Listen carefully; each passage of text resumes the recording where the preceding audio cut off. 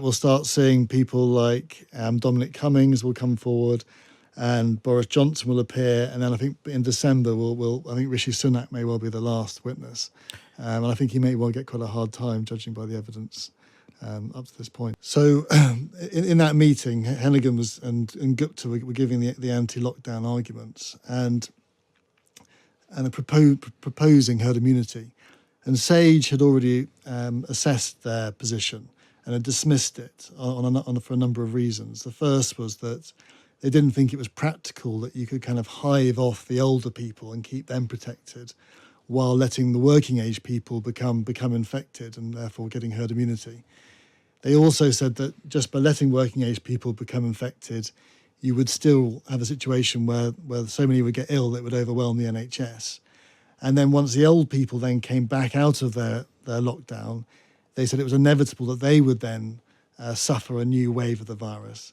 And the final point was that ultimately, if it turned out that immunity from infection dwindled over time, then the herd immunity approach would be futile anyway. And so they were exasperated that Johnson and Sunak were listening to these guys. I mean, I suppose, given the arguments since about the economic, the social, educational impact of it,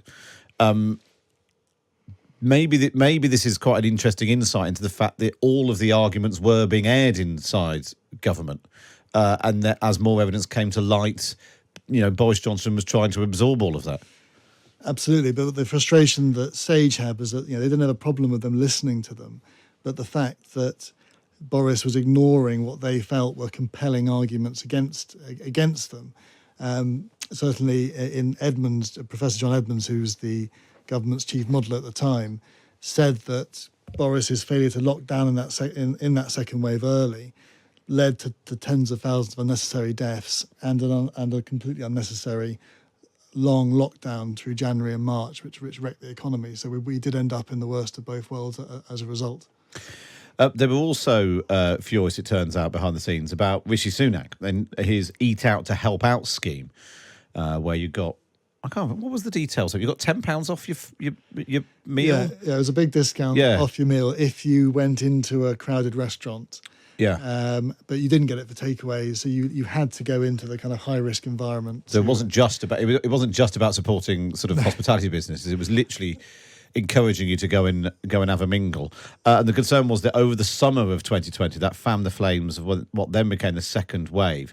I suppose the counter argument to that would be that all the other considerations that were, but the reason that Rishi Sunak did Eat Out to Help Out was because the hospitality industry was being absolutely hammered, and it employs millions of people who need to pay their bills, and they wanted the businesses to still be there when we emerged from it.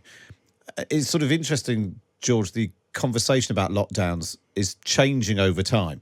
The public were hugely behind them when they were happening and wanted more of them. It feels a bit, I wonder whether we're going to end up in a situation like the Iraq War where nobody can remember having ever supported it, even though it had huge public support at the time. That actually, with the benefit of hindsight and seeing everything in the round, there's sort of two things going on. There's a very strong argument for there were too many lockdowns and it harmed the economy and children not going to school. While also, as again, they're hearing people died as a result of not doing it harder, faster, sooner. What the scientists say is that it's a very simple thing. If you lock down early and keep the virus under control, you don't have to have such a long lockdown. The reason we were locked down for so long was because of the delays, and so other countries who did take action early, controlled their borders, would only be in lockdown for a week or two, whereas we ended up in months-long lockdowns, and that was the problem, and that's why you've got this kind of resentment that's coming through. But it's often a failure to understand that the timing was crucial, and that's what the scientists were arguing. So what happens in the next stage? Because this is now sort of running right through to Christmas, isn't it, this module? Into December, yeah. Yeah. So who's up next week? So next week it's half term, so they pause. Oh, very good.